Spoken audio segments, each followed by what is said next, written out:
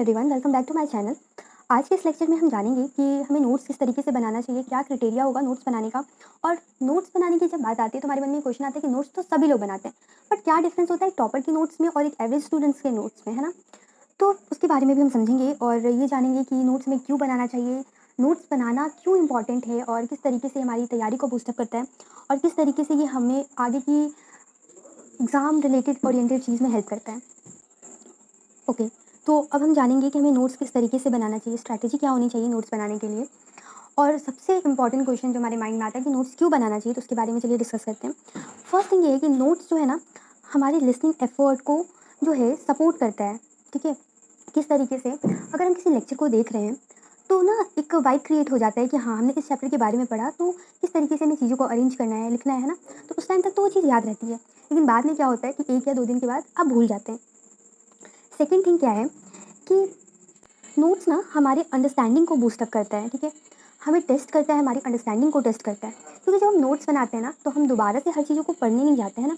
तो क्या होता है, एक वाइब क्रिएट हो जाता है कि हाँ, हमने इस चीज़ के बारे में पढ़ा है, तो एक अंडरस्टैंडिंग वेस्ट हो जाता है और नोट्स बनाने में बहुत ज़्यादा हेल्पफुल रहता है।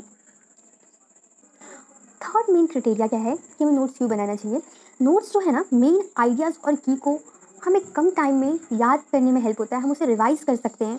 ठीक है, और सबसे इम्पॉर्टेंट चीज़ ये है कि वो एक अल्टीमेट स्टडी गाइड क्रिएट करता है। अब स्टडी गाइड कैसे क्रिएट करता है, फॉर एग्जाम्पल आप एक स्कूल या फिर कॉलेज गोइंग स्टूडेंट हैं, तो आप एफर्ट नहीं करते कोचिंग या फिर कुछ भी ऑनलाइन स्टडी मटेरियल, तो आप अगर खुद से पढ़ रहे हैं तो मेन चीज़ क्या होगा ना, कि जब आप खुद से नोट्स बनाएंगे, अपनी लैंग्वेज में नोट्स बनाएंगे और अपने अकॉर्डिंग नोट्स बनाएंगे, तो एग्ज़ाम के टाइम में ना वो बहुत ही ज़्यादा आपके लिए हेल्पफुल रहेगा, आपकी प्रिपरेशन को बहुत अच्छे तरीके से बूस्टअप करेगा। तो इस तरीके से क्या होगा ना, एक गाइड क्रिएट हो जाएगा कि हमें टाइम पे क्या होता है ना, जब एग्ज़ाम आने वाली होती है तो अंदर से ना एक डर बना रहता है कि हम कैसे किसी चीज़ को प्रेजेंट करेंगे, और नोट्स बनाने का तरीका हमारे प्रेजेंटिंग स्किल को भी बूस्टअप करता है। ठीक है, तो इस तरीके से हम कह सकते हैं कि वो हमारी ultimate study vibe, study guide को क्रिएट करता है। अब हम सीखेंगे कि हमें नोट्स किस तरीके से बनाना चाहिए। नोट्स तो सभी लोग बनाते हैं, है ना, बट डिफरेंस हो जाता है ना एक टॉपर के नोट्स में और एक एवरेज स्टूडेंट के नोट्स में और एक बिलो स्टूडेंट के नोट्स में। तो फर्स्ट थिंग क्या है कि जब भी आप किसी चैप्टर का नोट्स बना रहे हो तो आपको अपना पर्पस याद होना चाहिए। अब इससे क्या मतलब है, पर्पस क्यों याद होना चाहिए। फॉर एग्जाम्पल आप एसएससी के स्टूडेंट हो या फिर यूपीएससी के स्टूडेंट हो या फिर आप एक कॉलेज गोइंग और स्कूल गोइंग स्टूडेंट हो, तो पर्पस तो सबका होता है कि एग्ज़ाम क्रैक करना है, ओके, है ना, अच्छे परसेंटेज लाना है, अच्छा स्कोर करना है। बट मेन थिंग क्या है ना कि अगर आप एक स्कूल गोइंग स्टूडेंट हो तो आप नोट्स को ना कॉम्पिटिटिव लेवल के तरीके से नहीं बना सकते। उसका कई सारा रीज़न है कि अगर हम उस तरीके से बनाएंगे तो हमारा एग्ज़ाम ओरिएंटेड चीज़ बनेगा या नहीं बनेगा। तो मेन क्या है, हमें पर्पस याद रखना पड़ेगा कि हाँ, इस तरीके से हमें नोट्स बनाना है। उसके लिए क्या करना पड़ेगा, आप प्रीवियस ईयर के क्वेश्चन देख सकते हैं। अगर आप किसी चैप्टर को बना रहे हैं तो सबसे मेन चीज़ है कि आप प्रीवियस ईयर के क्वेश्चन देखिए पहले। उससे क्या होगा ना कि अगर आप क्वेश्चंस, टेस्ट पेपर्स को देखते हैं तो एक आइडिया आ जाएगा कि हाँ, इस तरीके से क्वेश्चंस जो है एग्जाम में पूछे जाते हैं। तो आप नोट्स में क्या कर सकते हैं, वो सारी चीज़ों को भी ऐड ऑन कर पाएंगे, जो कि आपको बाद में बहुत ही ज़्यादा हेल्पफुल रहेगा। सेकेंड थिंग क्या है, आई होप कि फर्स्ट थिंग आप लोगों को क्लियर होगा। सेकेंड थिंग ये है कि शॉर्ट और सफिशिएंट नोट्स बनाने का क्या तरीका हो सकता है। फर्स्ट ऑफ ऑल कि हमें अवॉइड करना चाहिए लॉन्ग सेंटेंसेस को लिखना।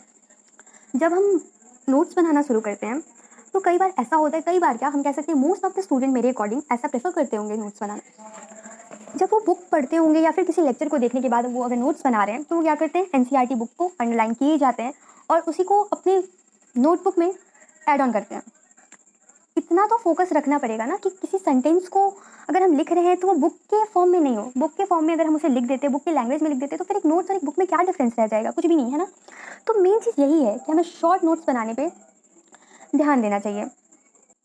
इस जगह पे थोड़ा सा स्पेलिंग का मिस्टेक हो गया है, ओके। तो आगे हम देखेंगे रिपीटेशन रिपीटेशन रिपीटेशन। अब इससे क्या कहना है, रिपीटेशन रिपीटेशन रिपीटेशन क्यों लिखा है ऐसा। इससे ये वाइब क्रिएट हो रहा है कि अगर हम नोट्स बना रहे हैं तो हमें अवॉइड करना चाहिए रिपीटेड सेंटेंस को। फॉर एग्जाम्पल अगर आप हिस्ट्री का नोट्स बना रहे हैं या फिर किसी अदर सब्जेक्ट का नोट्स बना रहे हैं, तो कई बार बुक्स में ये होता है ना कि एक ही मीनिंगफुल सेंटेंस को अलग अलग लैंग्वेज में लिखा जाता है। अगर एक सेंटेंस है तो उसे दो तरीके से लिखा गया है, मतलब कह सकते हैं घुमा फिरा के लिखाना। ठीक है, अगर घुमा फिरा करके लिखा हुआ है मीनिंग तो वही निकलेगा, लेकिन एक ही चीज़ को बार बार एड ऑन करने से कोई प्रॉफिट है क्या, कुछ नहीं। तो अब हम जानेंगे ना इसके बारे में। तो जानना क्या है कि हमें अवॉइड करना पड़ेगा वो सेंटेंस को, वो लाइन को अवॉइड करना पड़ेगा कह सकते हैं। उसके बाद है, हम नोट्स बनाते टाइम हमें एक और चीज़ का ध्यान रखना पड़ेगा कि नोट्स इस तरीके से बनाया जाए कि जो बाद में लेंदी ना हो, हमें प्रॉब्लम ना हो उसे पढ़ने में। फॉर एग्जांपल अगर आपका एग्ज़ाम है कल, ओके, अगर कल आपका एग्ज़ाम है और आज आपने किसी चैप्टर को बहुत टाइम से नहीं पढ़ा है और उस चैप्टर को आप लेकर के बैठते हैं, अगर वो नोट्स ही 30 पेज में बना हुआ है, अगर इतना टाइम आपने उसमें दिया है, तो सोचिए कोई प्रॉफिट बनेगा क्या? कुछ प्रॉफिट नहीं बनेगा उसका। आपको पूरा का पूरा टाइम लग जाएगा, याद भी नहीं होगा और आप पैनिक भी हो जाएंगे, है ना? तो इसी वजह से नोट्स जो है सिंबल्स के फॉर्म में, डायग्राम के फॉर्म में बनाया जा सकता है। अब हम सबसे मेन चीज़ के बारे में अब मैं आपको बताने वाली हूँ, क्योंकि वीडियो थोड़ा सा लास्ट ही होने को है। तो मेन चीज़ क्या है ना, 3 प्राइमरी मेथड नोट्स मेकिंग का। फर्स्ट क्या है, list, outline, concept map. Concept map को आप माइंड मैप भी कह सकते हैं। तो चलिए मैं आपको उसके पास ले चलती हूँ, दिखाती हूँ। देखिए, माइंड मैप में क्या होगा ना कि आप एकदम इफेक्टिव वे में नोट्स तैयार कर पाएंगे। माइंड मैप में ही 2 टाइप का नोट्स बन सकता है, एक शॉर्ट, एक लॉन्ग। और मेरे अकॉर्डिंग तो सबसे बेस्ट तरीका है माइंड मैपिंग। नोट्स बनाने के टाइम में बहुत अच्छे से यूज़ कर सकते हैं और बहुत ही ज़्यादा इफेक्टिव रहता है वो। अब हम जानेंगे कि इस टाइप का जो है, मैंने यहाँ पे फिगर लगाया है, इस टाइप का माइंड मैपिंग कब बनाना है। अभी के टाइम में तो एग्ज़ाम 2 टर्म में हो चुका है ना, फर्स्ट टर्म और सेकेंड टर्म। फर्स्ट टर्म में क्या है, ऑब्जेक्टिव क्वेश्चन आता है। तो ऑब्जेक्टिव क्वेश्चन के लिए बेस्ट तरीका है mind mapping, short mind mapping कह सकते हैं, 1 वर्ड सब्स्टिट्यूशन टाइप। ओके, तो इसको बनाने का क्राइटेरिया क्या है और हमें इस तरीके से नोट्स बनाने से क्या हेल्पफुल होगा हमारे लिए, वो मैं बताती हूँ आपको। एक एग्जाम्पल के साथ समझेंगे। अगर हिस्ट्री का कोई चैप्टर है और अगर उसको पढ़ रहे हैं, सो अभी के टाइम में क्या है ना कि ऑब्जेक्टिव क्वेश्चन पे भी हमारा फोकस उतना ही होना चाहिए जितना कि सब्जेक्टिव पे, क्योंकि फर्स्ट टर्म के एग्ज़ाम में अभी ऑब्जेक्टिव क्वेश्चन आ रहा है।